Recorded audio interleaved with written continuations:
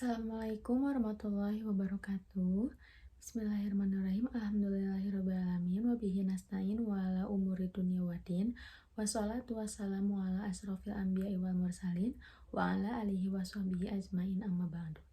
Pertama-tama saya ucapkan puji serta syukur kehadirat Allah Subhanahu wa taala yang telah memberikan saya kesehatan sehingga saya bisa mempresentasikan hasil penelitian saya kali ini. Salawat serta salam tidak lupa saya ucapkan dan tuturkan kepada Nabi Muhammad SAW. Tidak lupa juga saya ucapkan terima kasih kepada Bu Echa sebagai dosen pengampun dari mata kuliah jaringan bisnis. Perkenalkan, nama saya Nur Hasana dengan NPM 1021958 dari kelas A. Kali ini saya akan mempresentasikan hasil penelitian saya yang berjudul Analisis Strategi Pemasaran dalam Meningkatkan Jumlah Penjualan di Media Sosial pada Cikul Apparel. Adapun poin-poin garis besar yang akan saya bahas kali ini yaitu pertama, sejarah atau profil perusahaan, yang kedua ada struktur organisasi, yang ketiga teknik pemasaran, yang keempat ada jaringan bisnis, yang kelima ada foto produk, dan yang terakhir ada kesimpulan. Mari kita mulai dengan profil atau sejarah perusahaan Cikul Apparel. Cikul Apparel berdiri pada tahun 2009 oleh orang tua narasumber yang telah kita wawancarai, yaitu orang tua Kak Indah Wulan. Berdiri dengan memulai pada modal 50 juta untuk membeli bahan baku. Cikul Apparel ini berdiri di bidang fashion, yang lebih tepatnya di fashion jeans. Kak Indah Wulan Oktaviani lahir pada tahun 2002 dan masih berstatus sebagai mahasiswa di Universitas Maranatha.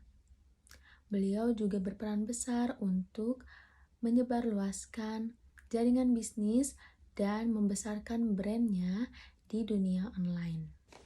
Mari kita kembali ke sejarah berdirinya Cikul Apparel ini. Cikul Apparel ini berdiri pada tahun 2009 dengan modal 50 juta dan untuk membeli bahan baku. Lalu bagaimana dengan cara produksinya? Di sini ada salah satu foto-fotonya atau kondisi awal berdirinya usaha Cikul Apparel.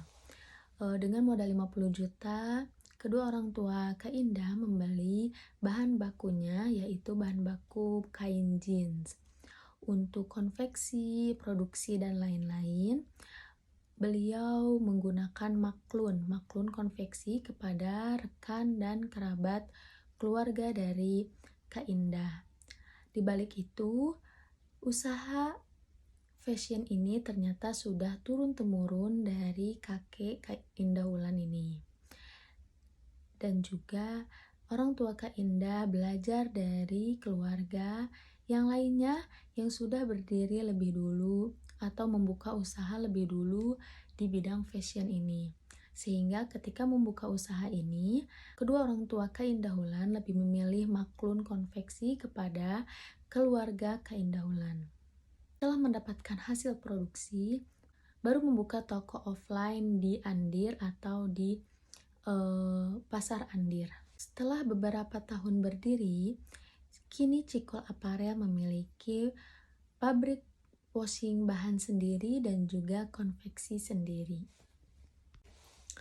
Lalu kita bahas ke struktur organisasi. Struktur organisasi kali ini ada ownernya, yaitu kedua orang tua Kak Indah Wulan. Lalu dibawahi dengan manajer dan finance, yaitu yang dipegang oleh Kak Indah Wulan sendiri, dan juga ada juga manajer lapangan, di mana ini dipegang oleh adik Kak Indah Wulan. Apa sih tugasnya dari manajer lapangan ini? Manajer lapangan ini bertugas untuk mengawasi dan mengkontrol wilayah-wilayah produksi seperti konveksi dan pabrik. Lalu di bagian produksi ada produksi pabrik washing yang dipegang oleh Pak Asep atau kepala produksinya Pak Asep. Dan di produksi washing ini ada kurang lebih 50 karyawan. Selanjutnya ada di konveksi yang dipegang oleh Pak Jajang. Di sini memiliki kurang lebih 30 karyawan. Lalu yang saat ini berdiri atau berjalan yaitu di dunia online, tentunya ada marketing dan staff online. Di sini memiliki 3 karyawan. Yang pertama, 1 orang karyawan memegang sebagai admin dan host live, dan 2 orang lainnya memegang host dan packing barang. Jadi untuk host live ini secara bergantian dan memiliki job list-nya masing-masing. Yang satu sebagai admin, yang dua sebagai packing. Yang terakhir tentu juga ada staff offline, di mana sebenarnya offline ini dipegang oleh kedua orang tua Kak Indah Wulan sendiri, tetapi untuk membantu melancarkan usahanya, beliau membutuhkan 2 karyawan. Mari kita bahas untuk teknik pemasarannya. Teknik pemasarannya ada 2, yaitu secara online dan offline. Untuk online, dipercayakan penuh oleh Kak Indah Wulan karena Kak Indah Wulan yang lebih mengerti bagaimana dunia pasar secara online. Hingga saat ini, untuk pendapatan terbesar ada di TikTok hingga memiliki pengikut kurang lebih 24.000 followers.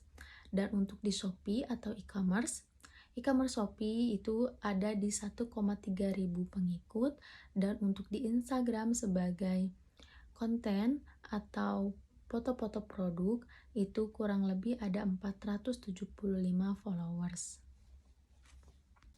Lalu apa aja yang digunakan teknik pemasaran di online ini?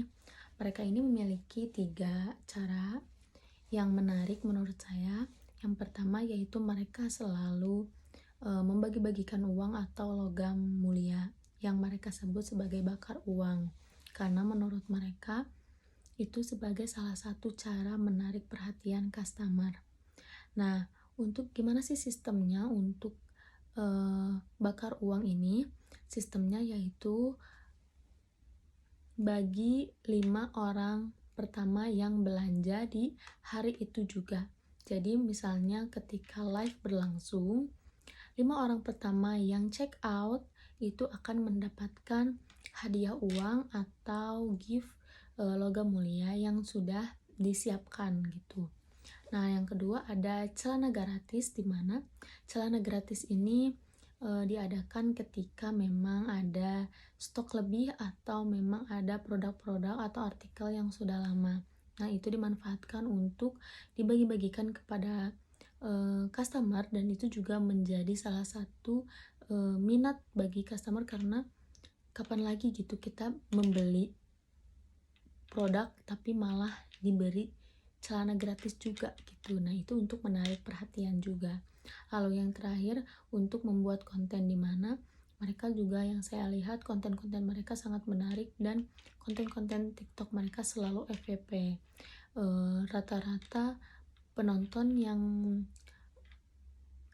penonton setiap videonya itu lebih dari 10.000. Jadi menurut saya dengan cara mereka selalu rutin membuat konten dan juga berinteraksi dengan customer, itu juga menjadi salah satu teknik pemasaran mereka yang sangat menghasilkan banyak pendapatan di online gitu.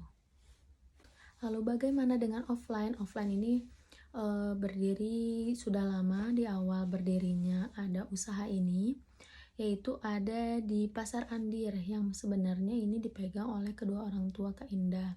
Tetapi ada juga 2 karyawan yang standby di sana, sehingga kadang dibantu, atau ketika kedua orang tua Kak Indah tidak bisa jaga toko atau tidak bisa kontrol ke toko, sudah ada yang standby atau jaga toko tersebut gitu.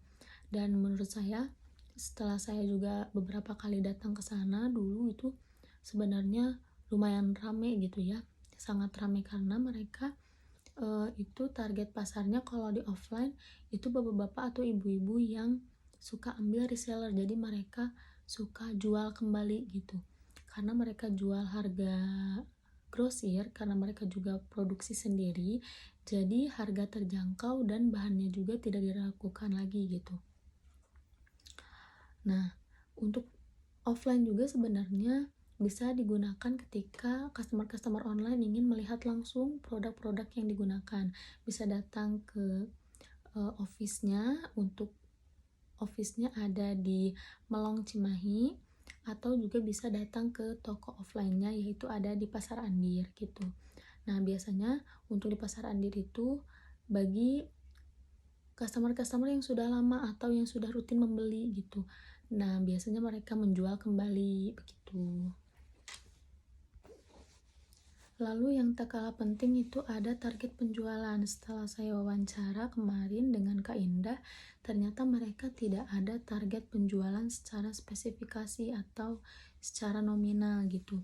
Mereka lebih mempercayakan kinerja karyawan mereka bagaimana, dan juga ternyata dengan cara begitu mereka selalu mendapatkan omset rata-rata 500 juta per tahun.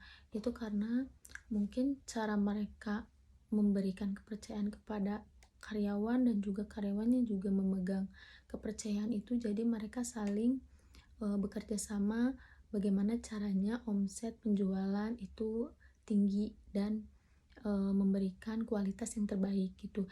Jadi ketika saya tanya target penjualan bagaimana, ternyata mereka tidak ada target penjualan khusus gitu yang dan tapi walaupun tidak ada target penjualan khusus, omset mereka itu cukup tinggi, di mana senilai 500 juta per tahun gitu, itu bisa sampai lebih kadang.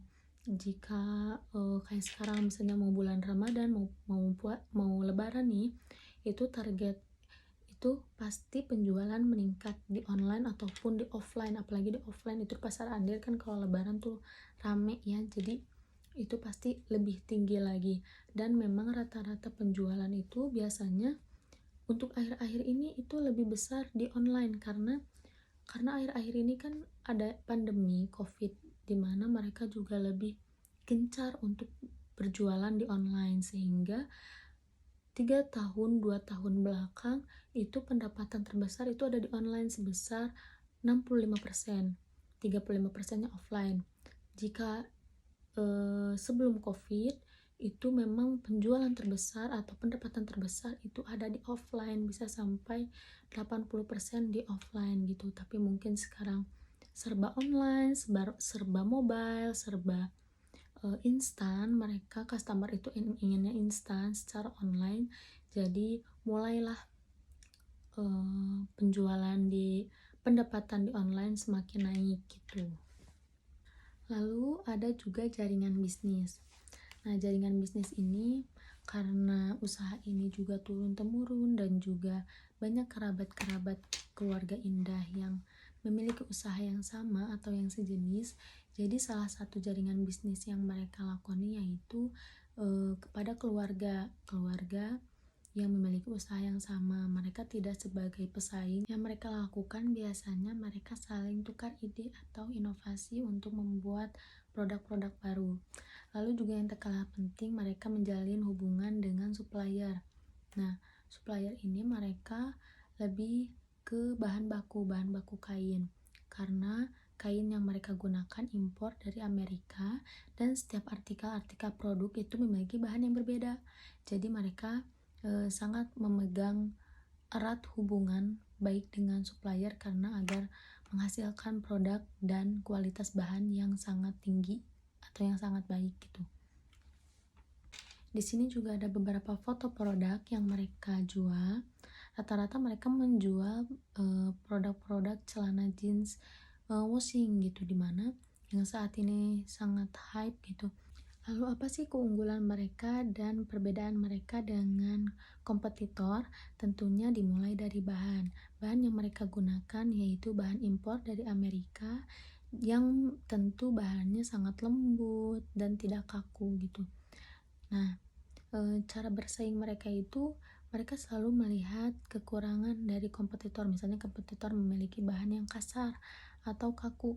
Nah, mereka selalu mengutamakan kualitas produknya, dimulai dari bahan bakunya, yaitu kain yang lembut dan juga lentur. Di situ adalah salah satu poin keunggulan mereka hingga saat ini yang disukai oleh customer. Lalu, pasti ada masalah yang mereka hadapi.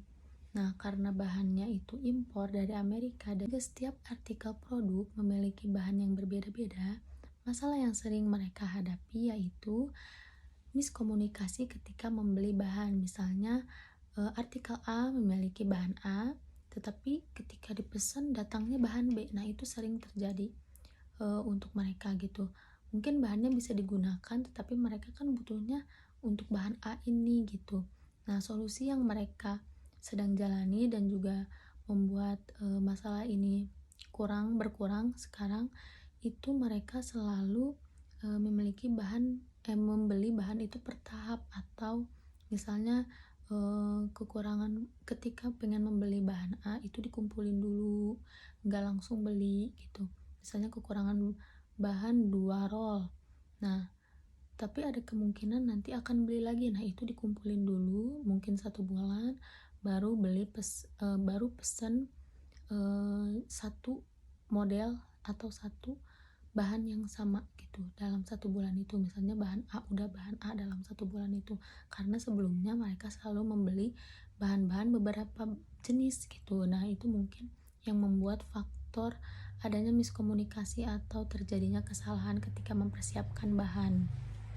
Alhamdulillah ternyata sudah ada di penghujung presentasi saya yang ditutup dengan kesimpulan. Kesimpulan yang dapat saya simpulkan dari penelitian ini yaitu pendapatan terbesar mereka atau pendapatan terbesar dari Cikul Aparel ini yaitu melalui media sosial. Jadi cara mereka meningkatkan penjualan dan menambah orderan itu dimulai dari seringnya membuat konten dan juga mengadakan gift-gift menarik atau hadiah-hadiah menarik seperti bakar uang dan sebar celana gratis. Tidak lupa juga mereka selalu rajin membuat konten di Instagram ataupun di TikTok sehingga setiap video mereka selalu FYP.